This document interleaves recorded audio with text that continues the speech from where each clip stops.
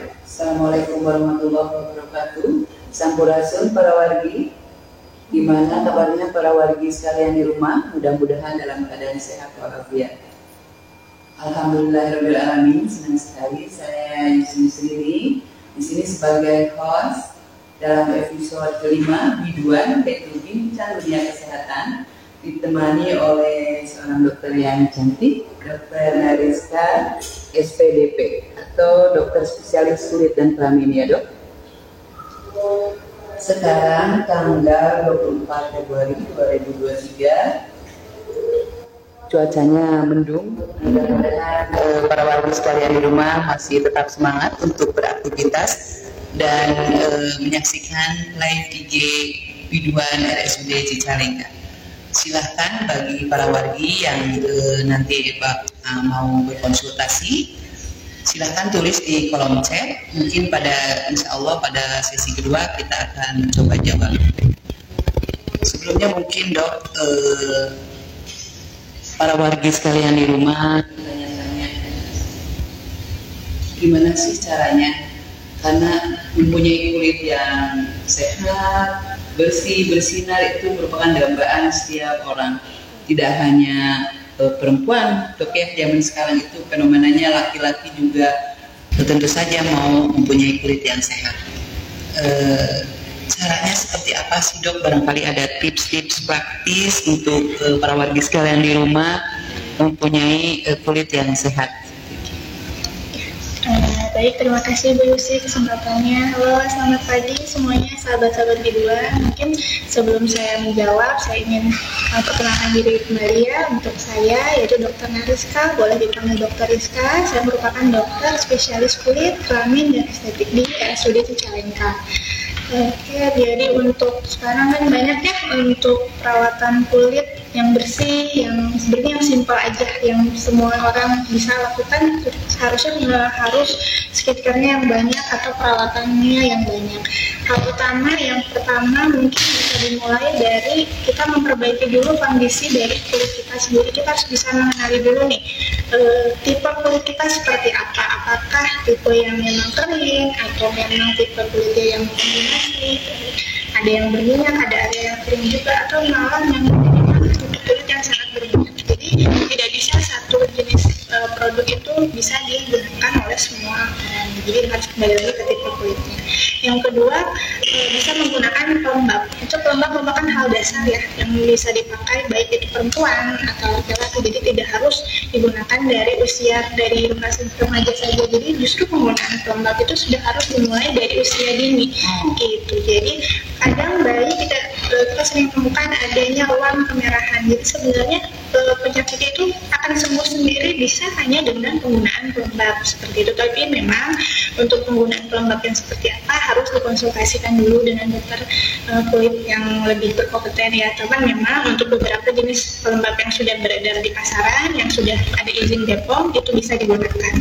Yang pertama sudah menggunakan pelembab, yang kedua skincare yang tadi yang sesuai tipe kulit, yang ketiga yang sering terlewat adalah penggunaan tabir surya. Tabir surya atau sunscreen atau bahasa ini juga sunblock, itu sama aja sebetulnya ya.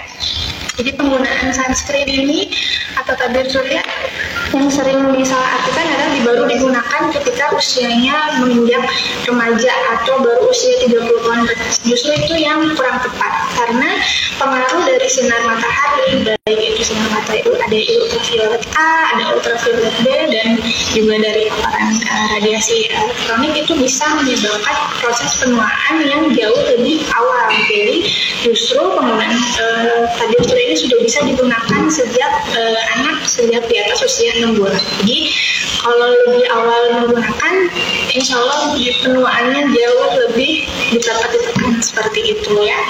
Nah terus apakah kalau sudah menggunakan tabir surya atau sunscreen kita masih boleh diam di luar secara paparan sinar matahari secara langsung gitu ya dalam waktu lama, juga kurang tepat. Jadi walaupun kita sudah menggunakan tabir surya, kita kalau bisa hindari paparan secara langsung dari matahari secara lama.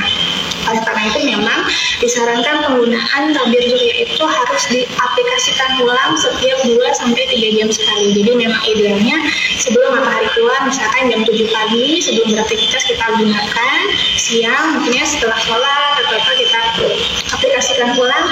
Ketika misalkan di luar kita sebelum jam 4 sore masih ada di luar rumah tapi masih akan terpapar sinar matahari, lebih baik diulang kembali. Gitu, seperti itu. Insya Allah kalau sudah penggunaan 3 yang dasar tadi itu juga sudah membantu menjaga struktur kondisi kulit kita menjadi lebih sehat, lebih baik.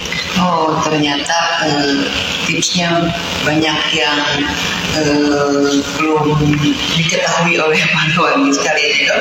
Misalkan ini usia dini untuk menggunakan pelembab, sedini apa sih gitu? Usia seberapa, apa bayi juga perlu menggunakan pelembab gitu, Dok? Mulai dari usia berapa menggunakan pelembab? Baik, terima kasih pertanyaannya. Untuk pelembab itu sendiri sebenarnya di dalam tubuh kita sudah punya kandungan pelembabnya, tapi memang akan bertambahnya usia kandungan pelembab di dalam tubuh kita yang memang dihasilkan itu akan jumlahnya akan berkurang. Jadi untuk di kondisi bayi sehat itu cukup 2 kali sehari dari usia 6 bulan pun atau kurang dari 6 bulan, misalkan memang dia punya indikasi kulitnya kering, mudah pecah-pecah gitu ya, dengan kondisi misalkan kita hidup di iklim panas ya, tropis, kita balik lagi ke kondisi pasiennya itu tetap diboleh. Jadi tidak ada dibilang baru boleh digunakan usia 1 tahun atau berapa. Jadi kembali lagi ke kebutuhan kita sebagai ibu harus melihat lebih peduli bagaimana kondisi kulit dari bayi itu seperti ini. Terima kasih, Dok. Para wargi semakin menarik paparannya. Mudah-mudahan sudah ada yang mempunyai pertanyaan, silahkan tulis aja di kolom chat. Kemudian ini, Dok, tabir surya kita harus menggunakannya setiap 2 jam sekali.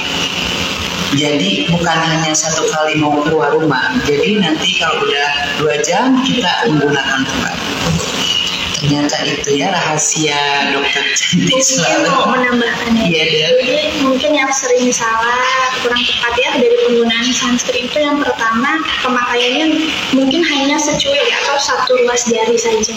Sedangkan sebenarnya kalau secara ideal, secara banyak penelitiannya gitu ya, kemampuan tabir surya benar-benar memberikan perlindungan itu kurang lebih membutuhkan 2 ruas jari. Jadi 2 ruas jari. Jadi kalau mau dipakai dipanjangkan kurang lebih 2 ruas jari ini untuk muka sampai leher. Ya, pada kenyataannya mungkin hanya menggunakan sedikit 1 ruas jari. Biar awet, Dok. Iya, betul. Nah, itu yang kurang memberikan proteksi secara baik. Di samping Jadi itu, hasilnya nggak optimal ya, Dok. betul. Di samping itu kita kan juga berkeringat, gitu ya. Aktivitas di luar itu akan tabir surya akan luntur ya. Kurang lebih proteksinya akan jadi berkurang sehingga mengapa harus diaplikasikan ulang seperti itu. Iya, Dok. Para warga sekalian di rumah, apabila yang mau berkonsultasi secara langsung, apabila penasaran silahkan datang ke RSUD Cicalengka ya, Dok. Setiap hari kerja kecuali hari Kamis, Dok, ya. Jadi ada di lantai 2 Poliklinik RSUD Cicalengka. Di sini kita bisa menangani segala macam penyakit kulit. Seperti apa aja itu, Dok? Penyakit yang termasuk penyakit kulit mungkin ya, kan tidak semua yang ada di kulit itu termasuk penyakit kulit ya, Dok ya, yang bisa ditangani oleh dokter spesialis kulit dan kelamin. Mungkin dokter bisa memaparkan jenis-jenis penyakitnya, Dok. Terima kasih kesempatannya. Mungkin di sini saya tidak akan mau mengajari ya. Di sini kita hanya berbagi ilmu, bagi pengalaman saya. Kasus-kasus mungkin hanya mewakili beberapa kasus saja yang sering ditemukan di lapangan. Baik, untuk yang pertama mungkin tadi sekilas ya, kalau ada yang mau dikonsultasikan atau ada yang mau ditanyakan, saya ada di RSUD Cicalengka setiap Senin sampai Sabtu kecuali hari Kamis pukul 8 sampai 12. Untuk poli kami ada di lantai 2. Jadi yang pertama untuk Dok, kayaknya ini kurang dekat karena ada para warga di rumah. Oh iya, jelas. sekarang Apa deketin aja. Jadi yang pertama kita harus tahu dulu nih, mungkin ada yang masih bingung tadi kan kok SPDV gelarnya gitu ya. Iya, Dok. Jadi sebenarnya SPDV mau SPKK itu sebenarnya gelarnya sama, hanya membedakan sekarang ada perubahan nama gelar SPKK menjadi SPDV. Tapi untuk keilmuan, kompetensi dan itu kami sama seperti itu. Jadi untuk yang ingin dikonsultasikan sebenarnya organ apa aja, sebenarnya tidak hanya kulit atau kelaminnya itu sendiri. Kami meliputi juga ada rambut, bisa rambut keluhannya baik itu ketombean, kerontokan rambut atau hingga kebobolan. Terus yang kedua juga sekitar mukosa ya, mukosa pun tidak harus sekitar mulut, bisa mungkin sekitar lintal. Selain juga bagian kulitnya itu sendiri, kulit yang di seluruh tubuh ya, dari ujung kepala sampai ujung kaki. Selanjutnya ke genital atau alat kelamin, baik itu perempuan maupun laki-laki. Dan tentu saja yang kita terlewat adalah bagian kuku. Nah, kuku itu sendiri juga bisa berdiri sendiri sebagai penyakitnya atau memang bagian dari penyakit yang utama yang dasar. Seperti itu. Selanjutnya untuk kelompok usia, sebenarnya penyakit kulit atau kelainan kulit itu bisa mengenai semua usia ya. Jadi perjalanannya bisa mulai mungkin dari bayi lahir belum sampai usia 30 hari, bisa dari anak bayi yang sudah lebih besar, dewasa, remaja, dewasa hingga orang tua seperti itu. Nah, kaitannya apa? Baik lagi tadi ketika kelompok umur ini akan mempengaruhi tentang skincare yang harus diberikan seperti apa, harus sesuai tepat usianya, tepat kelompok umurnya, dan tapi untuk keseluruhan anak-anak sampai di anak remaja kurang lebih bentuk skincare baik laki-laki maupun perempuan itu kurang lebih sama ya. Oke, kita langsung mulai aja nih contoh dari kita mulai dari kelompok bayi dulu ya. Jadi untuk kelompok bayi mungkin saya sering menemukan adanya yang pertama mungkin ini yang ketombe ya, bahasa awamnya ketombe atau sisik atau apa ya, suka ada kropek di bagian kepala. Biasanya ini sering ditemukan di kulit kepala, rambut bagian depan, atau mungkin pada bayi-bayi yang itu cenderung di bagian tengah kepalanya ya. Jadi kayak kropeng itu menutupi seluruhnya. Ini umum ditemukan bisa pada usia 2 minggu sampai 10 minggu. Pada yang dewasa mungkin bisa dimulai pada usia 18 sampai 40 tahun. Nah ini biasanya areanya juga tidak harus selalu di bagian kepala ya, kadang mungkin hanya di sekitar alis, betul, sekitar alis atau sekitar lipatan hidung, daerah belakang telinga. Atau daerah sekitar botok juga mungkin bisa. Jadi memang bisa ditemukan tidak hanya di bagian kulit kepala seperti itu. Mungkin juga gejalanya bisa ada gatal ringan atau sama sekali juga tidak ada. Jadi pasien bayinya juga tidak rewel ya seperti itu. Terus untuk yang kedua, ya ini juga sering dijumpai ya, biang keringat atau ruam badan ya. Bentuknya juga bermacam-macam. Ada yang mungkin yang bentuknya masih ringan, yang paling kiri dia hanya seperti lenting-lenting air. Biasanya kita seka pakai handuk atau pakai tisu, dia akan pecah sendiri seperti itu, jadi hilang dengan mudah dan hilang. Yang kedua mungkin yang lebih berat ya, mungkin dia ruangnya sampai beruntusan, merah-merah seperti itu, atau perjalanannya dicampur, ada yang merah, ada yang cenang-cenang juga. Itu berarti sudah menunjukkan sudah mulai ada infeksi, tapi sebenarnya tidak memerlukan antibiotik juga seperti itu. Terus yang terakhir mungkin ya ini yang permasalahan ibu-ibu muda mungkin ya, permasalahan ruang popok. Nah, ruang popok ini penyebabnya bisa bermacam-macam. Bisa hanya daerah lipatannya saja, atau misalkan hanya pada area yang terkena popoknya saja. Nah, infeksinya bisa bermacam-macam, bisa karena infeksi bakteri ketika misalnya awalnya hanya peradangan biasa, terus menjadi iritasi, kemudian disertai jadi menjadi infeksi sekunder. Atau hanya karena kebersihan yang kurang dijaga, kelembapannya yang juga tidak bagus, jadi dia menjadi infeksi jamur. Atau bisa juga dia alergi dari bahan kotorannya dia sendiri, jadi baik urin atau kotoran dari pupnya itu justru mengiritasi dari area popoknya. Jadi memang penanganannya ini kita harus menjaga kebersihannya. Nanti bagaimana penjagaannya kita lihat ya. Oke, jadi secara garis besar tentu semua penyakit kulit baik itu di bayi atau maupun kelompok usia lain itu tidak ada yang nggak mandi ya, jadi memang harus dibersihkan kulitnya. kita mandi minimal 2 kali sehari, khusus saja kalau untuk bayi berarti sabunnya khusus bayi. Terus gunakan sampo atau sabun yang saya sarankan tidak mengandung parfum maupun deterjen. Jadi yang tidak berbusa biasanya memang nggak terlalu mengandung deterjen ya. Terus hindari penggunaan bahan yang dapat menyebabkan iritasi. Nih biasanya neneknya, kakeknya punya asumsi kepercayaan dioles ini, herbal ini. Ternyata itu belum tentu mengobati, justru jadi makin membuat iritasi. Terus menjaga kelembapan, jadi memang area lipatan, terutama ya area lipatan bayi, area popok itu harus kita pastikan kering. Jadi usahakan setiap ibunya mengganti popok itu tidak hanya cuma diganti popoknya, langsung dipakaikan popok yang baru seperti itu. Jadi kita harus membersihkannya lagi dengan menggunakan air dan sabun, dihandukkan atau menggunakan tisu kering. Setelah dipastikan kering, baru digunakan kembali popok yang baru. Selain itu untuk mengganti popok, nah ini yang sering terlewat juga. Mengganti popok itu bagusnya jangan menunggu penuh, Bu. Jadi kadang aduh terlebar ya, mahal gitu. Jadi penting nih buat ibu-ibu muda dok ya, betul. Yang emang mau kelihatannya serba praktis. Jadi jangan menunggu penuh ketika sudah pup atau BAB, itu baiknya langsung diganti. Untuk bayi-bayi yang baru lahir memang idealnya diganti per 2-3 jam. Kalau sekiranya memang di rumah saja tidak berpergian, pakai pupuk yang biasa aja gitu, yang rumahan saja gitu ya, tidak usah yang modern gitu. Kalau untuk yang bayi lebih besar baru boleh mungkin sekitar 3-4 jam untuk penggantian. Nah tadi untuk perawatan kan sudah mau digarisbawahi dulu dok. Ya, jadi kalau bepergian saja menggunakan Pampers itu merek bukan ya? Menggunakan popok yang dibuang dok ya. Jadi kalau di rumah perlu diingat bahwa para wargi cukup menggunakan popok yang bisa dicuci gitu ya dok ya. Seperti ya, terima kasih dok, silakan lanjut kembali. Untuk selanjutnya mungkin sekarang udah banyak juga beredar nih krim ruang popok, krim atau bahasanya diaper rash atau diaper ini ya, diaper krimnya.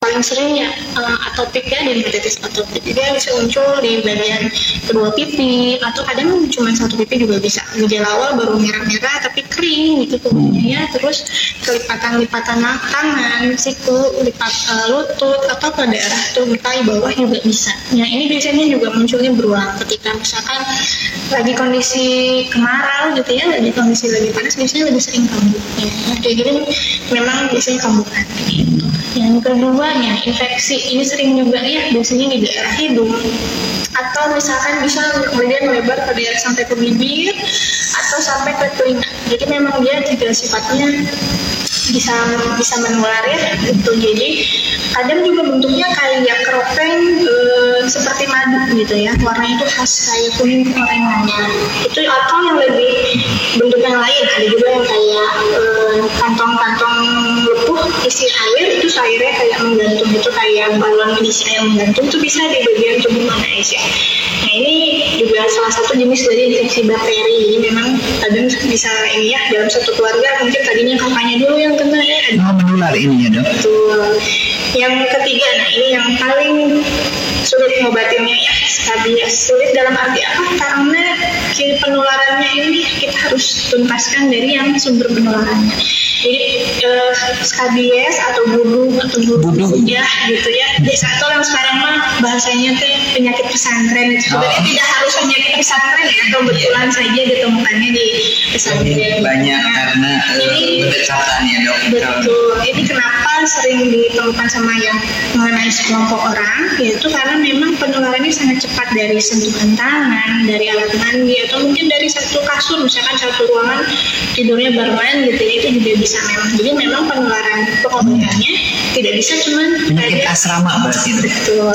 Jadi pengobatannya tidak bisa cuman yang lagi berobat ke saya aja, nanti balik lagi ke tempat yang belum diobatin atau ketemu lagi sama teman-temannya, siklusnya menjadi berputar. Jadi bukan karena obatnya tidak mempan, tapi karena sumber yang ini sembuh, ini kambuh, muter terus. Jadi ya harus diobatinnya satu serentak gitu. Gejalanya apa? Ini mungkin gambarannya yang sudah khas ya. Tapi kalau yang masih awal-awal mungkin misalkan anaknya baru pulang dari pesantren, terus bapak ibunya cuma gatal-gatal biasa aja dok gitu ya. Terus tapi nggak ada kelainan kulit separah beda, itu sebenarnya sudah dianggap sudah memiliki skabies. IBS, jadi tetap harus diobatinya bersamaan. Dan dominannya khasnya itu dia lebih gatal pada malam hari. Jadi kita bisa lihat, perhatiin anaknya apakah lebih rewel malam hari sampai kebangun-bangun, terganggu tidurnya gitu ya, jadi nggak berkualitas. Nah, kita harus lihat juga apakah ini suatu skabies atau infeksi kutu seperti itu. Selanjutnya infeksi virus atau bahasa yang gampangnya cacar ya, cacar air. Ya, cacar ini juga sebenarnya dia kan kenanya cuma satu kali ya, jadi kadang kan suka orang takut kalau kena cacar nanti bisa kena cacar lagi, itu tidak, itu tidak benar. Jadi untuk gejala awal mungkin sebelum si lentingnya atau cairan isi airnya keluar, biasanya nanti ada keluhan anaknya penurunan nafsu makan dulu. Jadi kalau cacar air seumur hidup cuma sekali gitu? Betul, cacar air seumur hidup cuma satu kali, tapi sifatnya memang dia menular. Jadi saran saya memang ketika ada anggota keluarganya yang terkena cacar dan di anggota keluarganya tinggal satu rumah ada yang belum terkena cacar, lebih baik diisolasi seperti itu. Nah, biasanya dia memang ada demam dulu, awal-awal nggak enak badan gitu ya, nggak nafsu makan, baru nanti timbul ruamnya dulu, baru biasanya 4-5 hari atau 3 harian muncullah si lenting-lentingnya ini mulai ngebanyakin gitu ya. Nanti berangsur-angsur dia udah mulai sembuh, biasanya mulai jadi perubahan jadi keropeng. Oke, terus ya, selanjutnya infeksi jamur. Jadi kadang bentuknya juga bermacam-macam. Ini juga nggak harus menyarankan anak-anak, ini bisa ke semua kelompok. Cuman memang umumnya ditemukan pada anak-anak. Untuk yang gambar yang sebelah kanan yang itu bisa ditemukan adanya patahan rambut gitu ya, terus rontok rambutnya ada yang rontok, gatal, atau jadi ada pimpaknya. Itu kita sudah curiga jangan-jangan anaknya terkena infeksi jamur. Tentu infeksinya yang lebih parah lagi juga bisa sampai seperti terlihat adanya bisul gitu. Atau selain di kepala juga bisa di anggota tubuh lain, misalkan di anggota badan atau di sekitar tungkai. Nah, jadi untuk pencegahannya kurang lebih sama ya. Jadi tidak ada penyakit kulit yang tidak mandi tetap 2 kali per hari, menggunakan sabun yang lembut. Jadi tidak harus menggunakan sabun antiseptik ya setiap hari. Jadi sabun biasa aja. Saya mau menggarisbawahi lagi dok. Jadi tidak ada penyakit kulit yang melarang mandi. Betul. Oh, jadi cacar air pun harus mandi.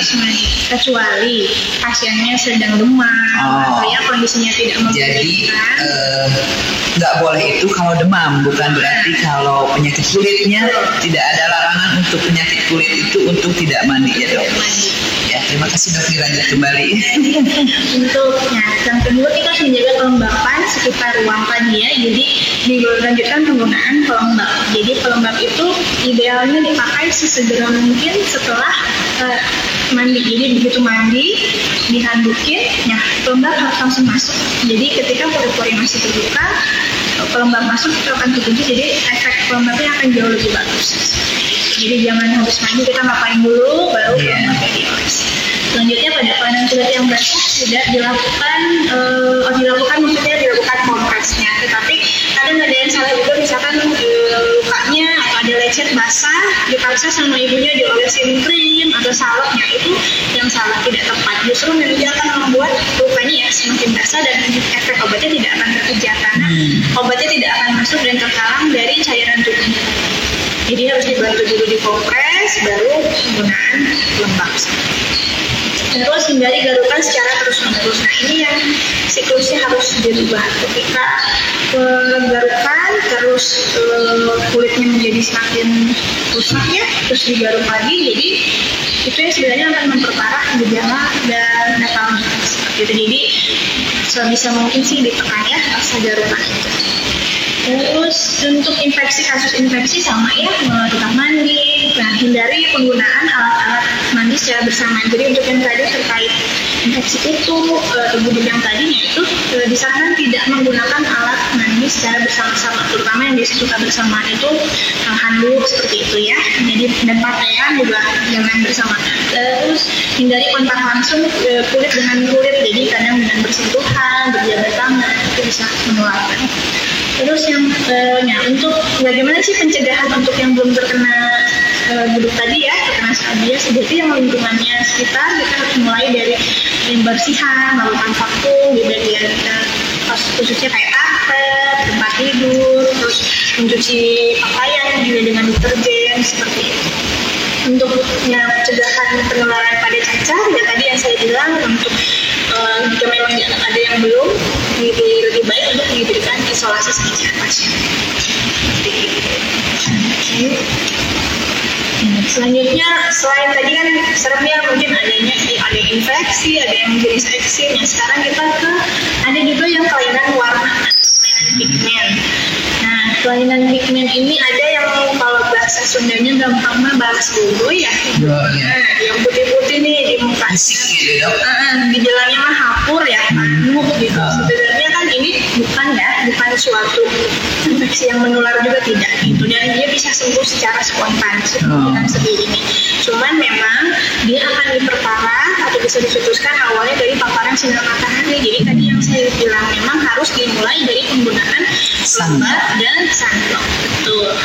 Selanjutnya mungkin yang lebih parah, warnanya putih-putihnya lebih kayak putih susu atau putih kayak rayon gitu ya. Nah ini yang mungkin kalau yang ini tadinya mungkin 1 atau 2 tempat, semakin banyak ini kelainannya, lebih baik langsung dikonsultasikan saja dengan dokter kulit untuk dapat penanganan selanjutnya.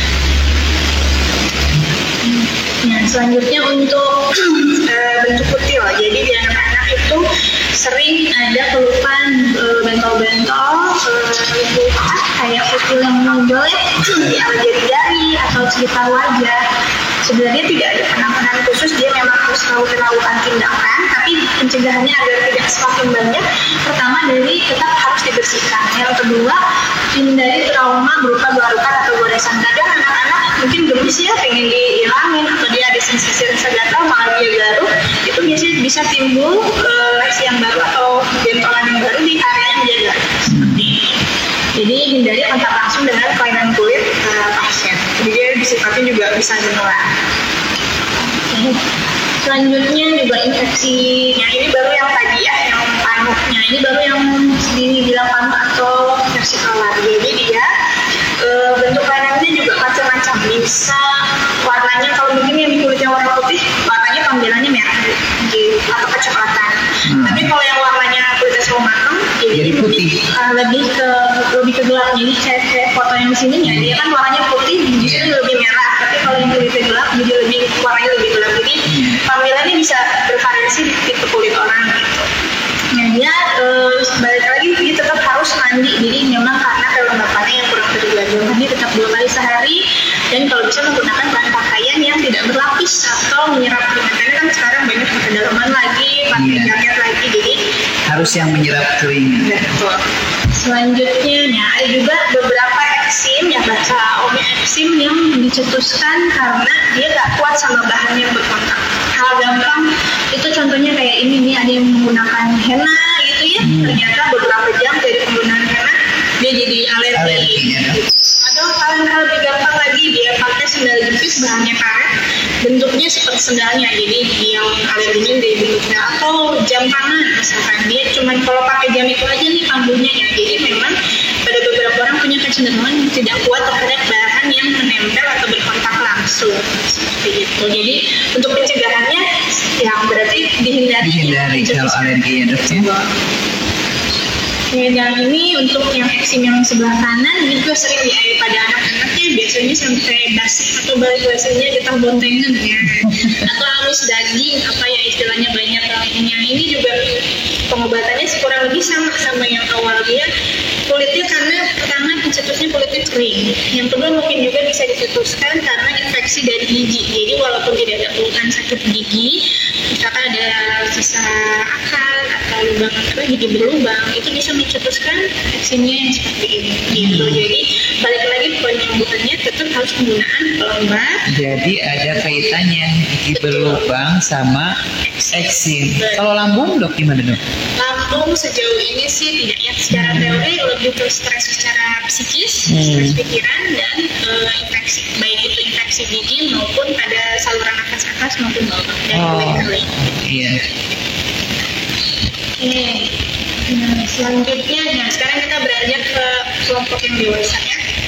Nah untuk yang dewasa juga kurang lebih sama, dia bisa kena infeksi, bisa terkena eksim juga. Cuman memang kalau untuk yang dewasa kadang ada beberapa kulit yang khas, seperti misalkan ini contohnya ada eksim ya, salah satu contoh penyakit autoimun. Bentuk sisiknya khas, dia sisiknya tebal, jadi kalau digaruk tuh kayak ada yang peluk ya, ada yang lontok, jadi kayak ketombe gitu. Nah ini jenisnya namanya psoriasis. Dia bisa kena di kulit maupun di sendi-sendi kecil, misalnya kayak ujung-ujung jari tangan gitu, ada nyeri-nyeri sendinya itu juga bisa. Nah ini penanganannya juga sama, jadi tetap harus menggunakan pelembab, dan untuk tata laksanya memang harus dikonsultasikan langsung dengan dokter. Selanjutnya untuknya ini yang sering juga nih, kaligata, biduran, atau apa ya bahasa awamnya teh, banyak. Kaligata dok, kalau di sekitar ya, kita mah. Nah, jadi ini pencetusnya juga banyak. Jadi setiap nggak bisa menyamakan orang lain gara-gara makan udang. Jadi terus dia akan selalu makan udang, jadi tidak. Jadi pencetusnya tiap orang beda. Jadi bisa karena udara dingin, mungkin karena udara dingin, atau dari goresan garukan dia juga membentuk kaligatanya juga bisa. Kalau dari keringat dia sendiri bisa dok? Sejauh ini kalau keringatnya akibat paparan dari sinar matahari itu juga bisa. Gitu. Jadi, karena ada yang biasanya kan kaligata itu katanya kalau usaha itu udara dingin, tapi kok siang-siang kaligata juga. Ada beberapa orang yang justru udara panas dalam arti sinar matahari gitu, justru yang mencetuskan juga bisa. Karena tekanan terlalu lama, misalkan dia bekerja di bagian tertentu yang harus menggunakan alat yang kena area tubuhnya terus-menerus secara lama, itu juga bisa. Jadi memang tiap orang harus dipantau, dia harus menyadari kambuhnya ketika apa. Jadi dihindari ya dok ya? Atau dengan penggunaan pelembab tadi, karena kalau sudah menggunakan pelembab, struktur kulitnya terjaga gitu ya, insya Allah biasanya seperti kaligata atau eksim lebih jarang timbul seperti itu. Nah untuk yang ini yang juga sering ya, cacar api atau bahasa medisnya sih herpes ya. Nah, cacar ini sebenarnya masih virus yang sama dari si cacar yang dulu pernah kena. Nah jadi ketika dulu orang sudah pernah kena cacar, virusnya itu sebenarnya tidak mati, tapi dia diam di dalam saraf. Ya, ketika mungkin kondisi imun sedang turun, dia akan reaktivasi kembali. Ya, seperti itu. Jadi memang gejalanya menjadi lebih sedikit, jadi tidak seluruh tubuh. Jadi kalau ini contohnya yang di daerah dada, biasanya dari depan atau daerah belakang, jadi hanya satu sisi seperti itu. Ya. Biasanya nggak langsung muncul pentingnya nih. Biasanya nanti aduh dok nggak enak badan sebelah kanan, nanti ada meriang atau rasa kesemutan atau rasa panas. Nah baru beberapa dari hari itu timbullah lentiknya gitu. Nah ini khasnya cacar api, rasanya panas kayak sundut gitu ya, kayak bahan bakar. Nah yang membedakan juga biasanya lebih umum di teman memang di usia dewasa, karena kan tadi perjalanannya dia sudah pernah dulu cacar, ketika yang pernah ada. Betul, dia aktif kembali gitu. Bukan ya. Rasa yang pernah. Rasa yang benar, tapi virus yang pernah ada. Iya. Jadi itu diamnya itu di saraf, makanya suka seiring dengan alur saraf katanya gitu ya dok. Iya betul. Jadi ketika mungkin kondisi imun sedang turun, dia sedang drop, dia aktif kembali, memunculkan kelainan kulitnya tidak cacar lagi, tapi berupa herpes seperti itu. Dan diawali dengan rasa nyeri ya dok. Betul. Jadi nggak nyangka, nyaman, pegel gitu. Dan kenanya juga nggak harus di dada bu, kadang kalau lebih parah bisa di daerah muka sampai kena mata, sampai kena hidung gitu ya. Bisa di mana aja, karena sesuai yang tadi sarafnya tadi dia kena aktifnya di jerat saraf yang mana. Menimbulkan bekas nggak dok itu kalau di wajah kan nanti gimana? Bisa, tapi tergantung seberapa parah tadi ya. Kalau tidak dia udah tidak, maksudnya dalam arti tidak terjadi infeksi sampai itu parah gitu, infeksi sekunder yang parah, dia harusnya tidak meninggalkan bekas. Tapi kalau meninggalkan bekas ya kayak inilah minimal gitu ya, kayak. Jadi yang penting cepat-cepat ditangani mungkin ya dok ya. Ya, selanjutnya yang nggak kalah pentingnya ini sebenarnya penyakitnya masih ada, namanya kusta. Jadi mungkin sering dianggap penyakit kutukan atau penyakit Meskipun kita udah dinyatakan bebas kusta ya dok. Harusnya betul. Tapi memang ternyata masih ada beberapa daerah di Indonesia yang ada kusta. Contohnya kayak di Jakarta, di Subang itu masih ada. Jadi dibilang masih ada penularannya masih ada. Cuman memang penularannya tidak secepat kayak sakit cacar air. Kayak cacar air atau KB. bakteri betul. Dia ada masa inkubasi atau masa proses sampai dia menunjukkan keluhan itu butuh berlama bertahun-tahun seperti itu, atau dengan kecenderungan dia punya faktor genetik gitu seperti itu. Jadi memang belum tentu juga semua orang terkena ini. Ya. Nah dia ini sifatnya memang kronis dan khasnya untuk yang gampangnya dia kelainan kulitnya bisa warna kemerahan atau warnanya bercat putih. Khasnya adalah dia rasanya penurunan sensasi. Jadi kok jadi baal, kok jadi nggak terlalu merasa panas, atau jadi misalkan dia mandi air panas biasa aja. Padahal kalau orang normal ini panas banget, jadi justru kulitnya jadi rusak. Itu hal-hal yang tanda-tanda awal utamanya. Kalau udah lebih parah, ya itu mungkin sampai ada kecacatan. Jadi yang ini kan udah perubahan bentuk jari yang bisa di tangan, bisa di kaki, sampai ataupun bisa di daerah muka juga, jadi udah ada perubahan wajah. Jadi hilang gitu ya dok?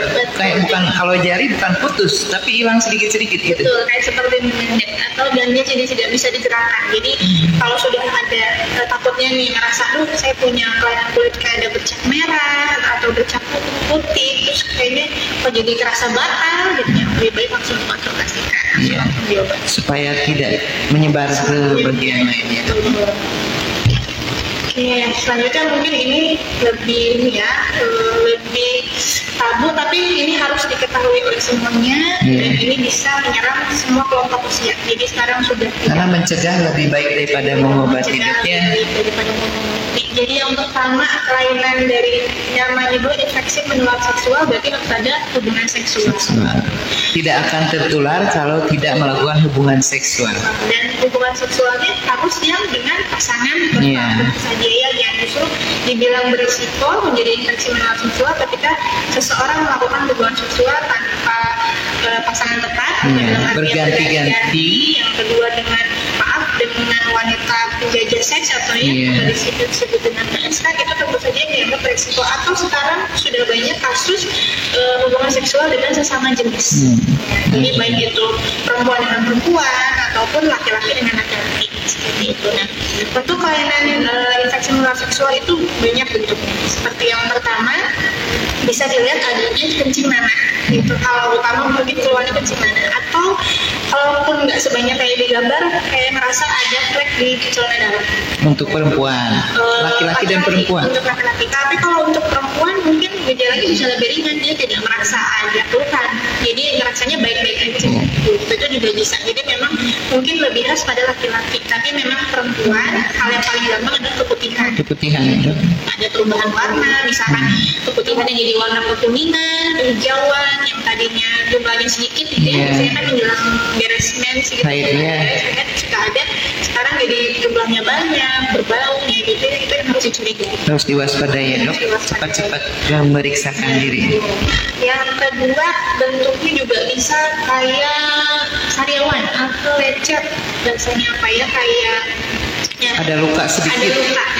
Khasnya ini kalau pada sifilis dia justru suka di skala ibu karena lecetnya tidak bikin nyeri, nggak bikin gatal, jadi didiemin aja. Pastinya jarang yang orang mengobati itu ketika ada lecet yang nggak nyerinya, justru ini sebagai penanda awal dia sudah terinfeksi bakteri. Jadi selanjutnya kalaupun tidak ada lecet, kadang perjalanannya dia bisa ada ruam. Ruamnya ini juga khas, dia biasanya seluruh badan, bisa sampai telapak tangan, telapak kaki, tapi tidak gatal. Jadi kayak orang sakit ini aja ya, kayak campak gitu ya, merah-merah aja tapi nggak ada keluhan. Gitu ya. Biasanya memang kalau orang yang mungkin panikan gitu ya, atau yang ingin langsung diobati, dia diobati. Tapi ada juga yang karena dia tidak merasa apa-apa gitu ya, baik-baik saja, dia diobati juga. Justru ini sudah menunjukkan perjalanan penyakitnya sudah berlangsung seperti itu. Lebih baiknya cepat direspon ya dok, apapun itu. Kelainan dari kelamin, baik itu ada lecet, sariawan, keputihan, ataupun ada hal lain, ada kutil itu harus langsung dikonsultasikan karena sifatnya menular. Kalau ini menular seksual, ketika dia masih gabung sama pasangannya pasti akan pingpong ibu, jadi dua-duanya harus diobati. Oke, selanjutnya yang di bawah nih. Yang di bawah ini infeksi jamur. Dia khasnya keputihannya beda. Kalau yang tadi keputihannya mungkin cair, kental gitu. Kalau yang ini dia lebih ceplok-ceplok atau pecah-pecah di dinding vaginanya ya. Dan rasanya biasanya gatal, panas, kayak susu pecah, putih-putih gitu. Dia biasanya menempel sekitar kelaminnya. Ini salah satu khas dari infeksi jamur. Selanjutnya juga ini bentuknya ada yang tadi saya bilang kalau sariawan. Itu bisa sariawannya ada di kelaminnya. Kalau ini maksudnya dia pasti rasanya panas, perih gitu ya. Kita bayangin aja di sariawan di mulut ada di gitu ya, ada di sekitar genital. Oke, selanjutnya juga bentuknya ada juga kayak kutil. Kutilnya juga tidak harus sebanyak ini, mungkin gejala awal cuma 1-2 gitu ya. Dan ini bisa muncul juga di sekitar anus gitu. Jadi kalau yang pasien-pasien dengan perilaku yang menyimpangnya dalam arti perilaku seks lelaki atau homo biasanya akan munculnya bukan di daerah penisnya atau daerah itu, tapi di belakang. Belakang gitu. Oke. Selanjutnya pencegahannya yang pertama tentu saja setia sama pasangan. Yang tidak berganti pasangan dan yang paling utama tidak berhubungan sebelum menikah.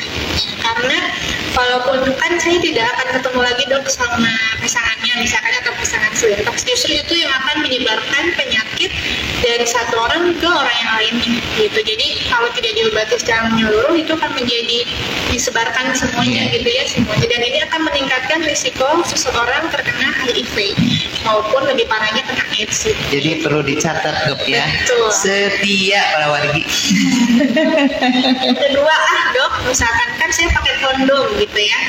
Perlu digarisbawahi bahwa penggunaan kondom ini tidak melindungi 100% karena tidak ada buatan manusia yang bisa menjamin bahwa dia tidak akan bocor, tidak akan sobek seperti itu. Tapi memang untuk langkah awal kita harus tetap menggunakan kondom seperti itu.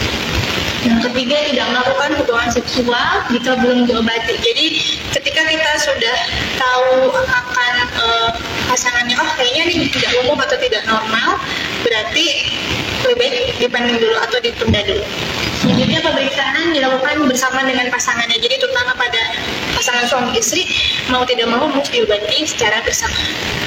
Dan kurang lebih seperti itu ya.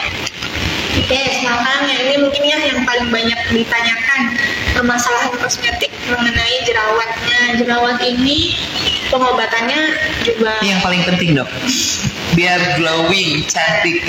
Sebenarnya kan penyebab jerawat itu multifaktorial ya. Bisa karena memang secara hormonal atau memang karena dia penggunaan produk-produk yang bersifat menutup pori-pori. Jadi ada beberapa orang yang suka make upnya gitu ya, justru ini bisa mencetuskan si jerawat.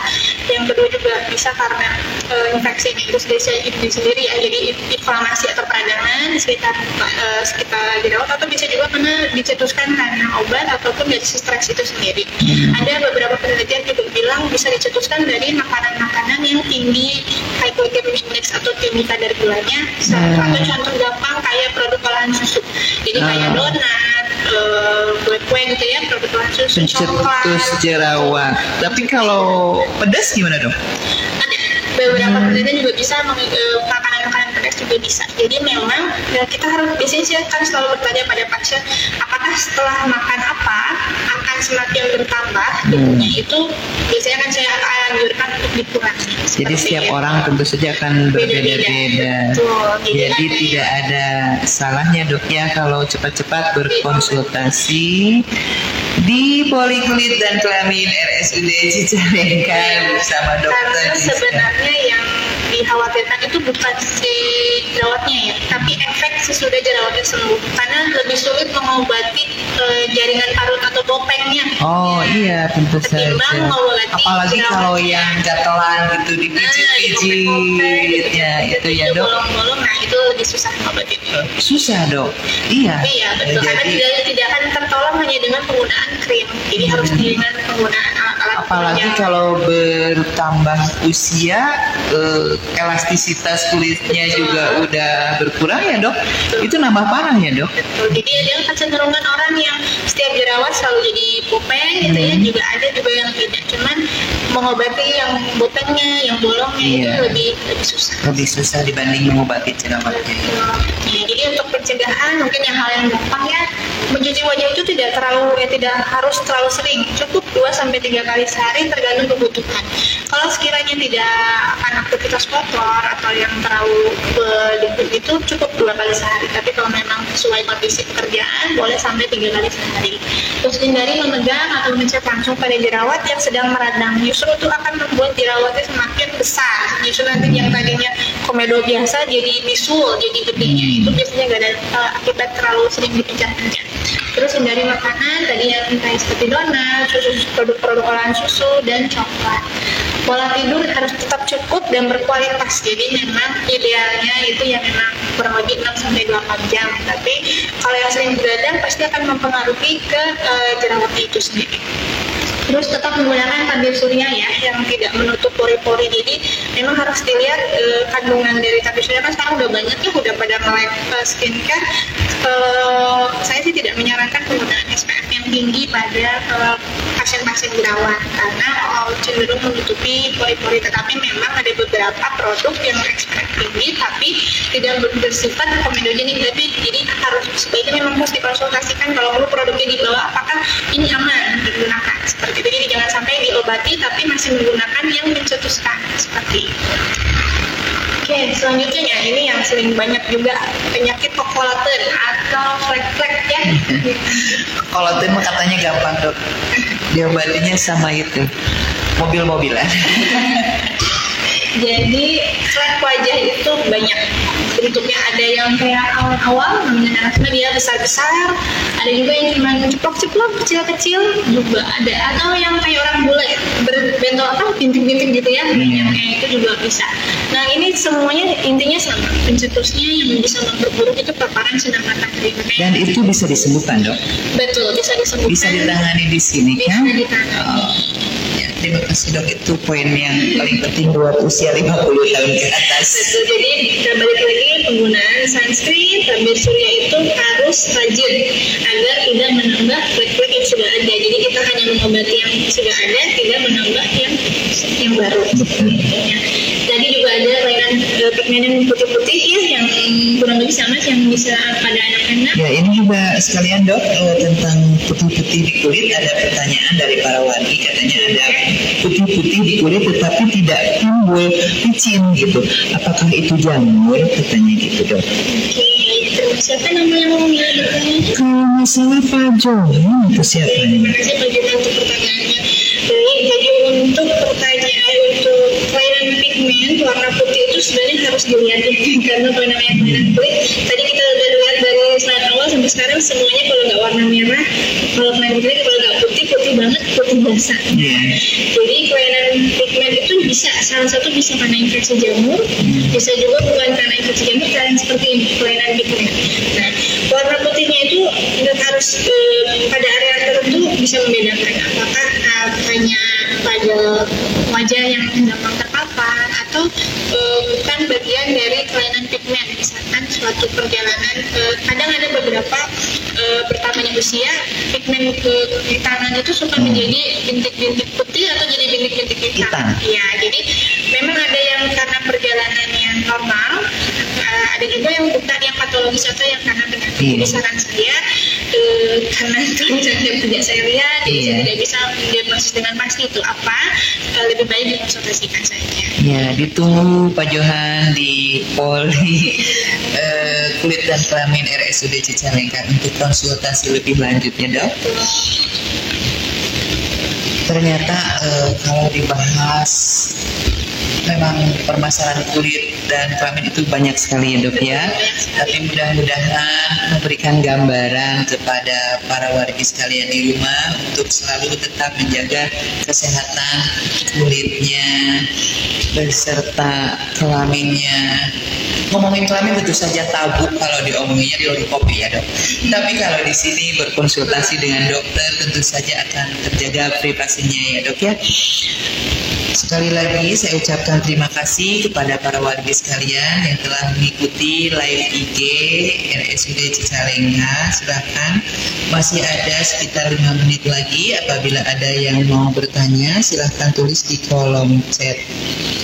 Insya Allah sesi kali ini Dr. Rizka akan menjawab pertanyaan dari para wargi.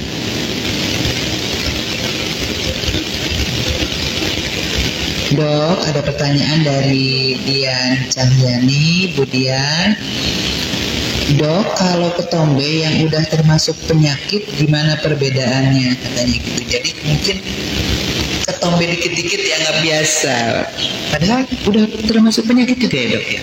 Jadi pertanyaannya, ketombe yang sudah termasuk penyakit, gimana perbedaannya? Katanya gitu, Dok. Baik, terima kasih pertanyaannya Ibu Dian.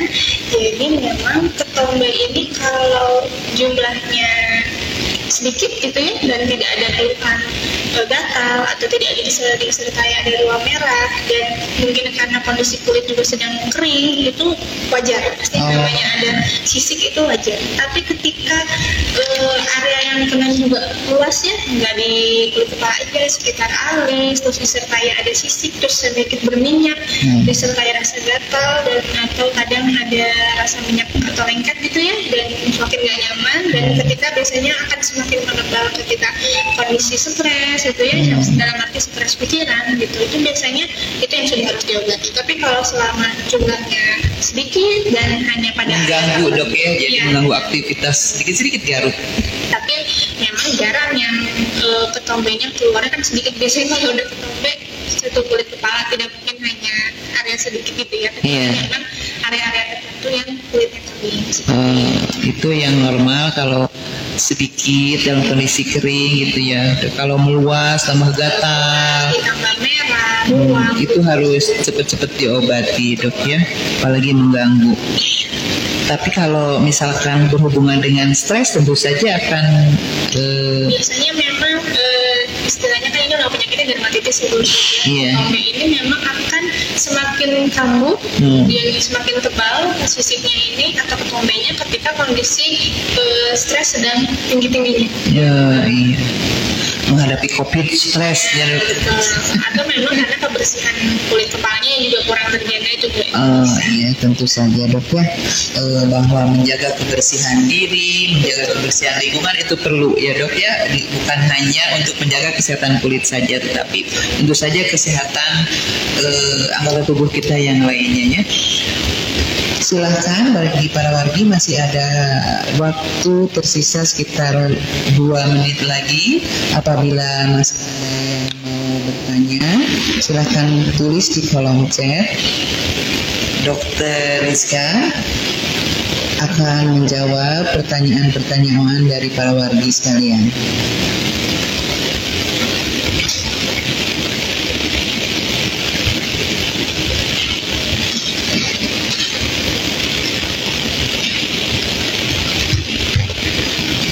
Kayaknya tidak ada lagi yang bertanya, Dok.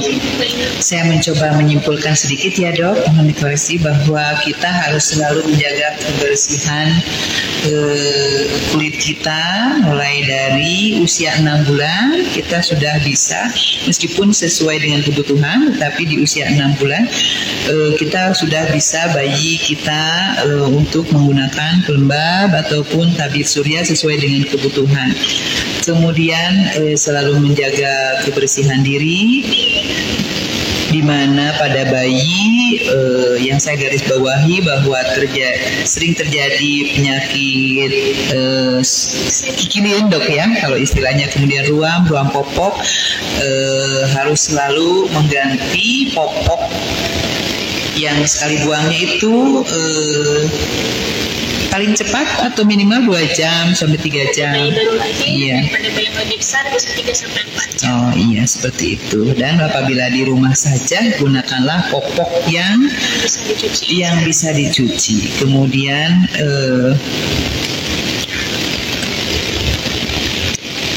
untuk untuk kebersihan kelaminnya juga kita harus selalu setia kepada pasangan dan tidak gonta-ganti pasangan.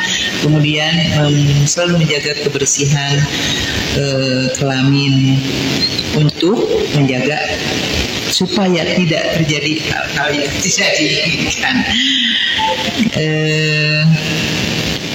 Saya rasa cukup ya dok ya untuk sebagai mengingat kembali bagi para wargi untuk selalu menjaga kebersihan kulit dan kelaminnya. Kemudian bisa juga untuk supaya menambah semangat untuk memelihara kesehatan kulitnya. Kami di sini RSUD Cicalengka sudah ada klinik kulit dan kelamin bersama Dr. Rizka yang buka setiap hari Senin, Selasa, Rabu, dan Jumat dan Sabtu, dok ya. Jadi tutupnya hari Kamis dan Minggu. Silahkan kepada para wargi yang mau berkonsultasi bisa menggunakan BPJS ya dok. Untuk penyakit dan untuk estetik tentu saja tidak bisa menggunakan BPJS. Kemudian kita juga sudah tersedia krim-krim untuk perawatan wajahnya, sudah tersedia. Silahkan bagi para wargi sekalian, ibu-ibu, bapak-bapak yang mau lebih sehat, cerah kembali wajahnya dan lebih lebih glowing, lebih remaja dok. Bisa 10 tahun lebih untuk peremajaan kulit ya dok ya. Ya seperti itu. Terima kasih sekali lagi dok kepada Dr. Rizka. Terima kasih, sukses selalu, mudah-mudahan sehat selalu. Kepada para wargi di rumah saya ucapkan terima kasih atas perhatiannya. Mohon maaf apabila ada salah-salah kata dan perbuatan dari kami. Saya ucapkan juga terima kasih kepada Bapak Direktur RSUD Cicalengka beserta staf yang sudah memfasilitasi adanya live IG biduan bincang dunia kesehatan pada hari ini. Juga terima kasih kepada kru humas dan PKRS kalian yang tidak bisa kami sebutkan satu-satu. Terima kasih. Saya tutup dengan wabillahi taufiq wal hidayah. Wassalamualaikum warahmatullahi wabarakatuh. Ma,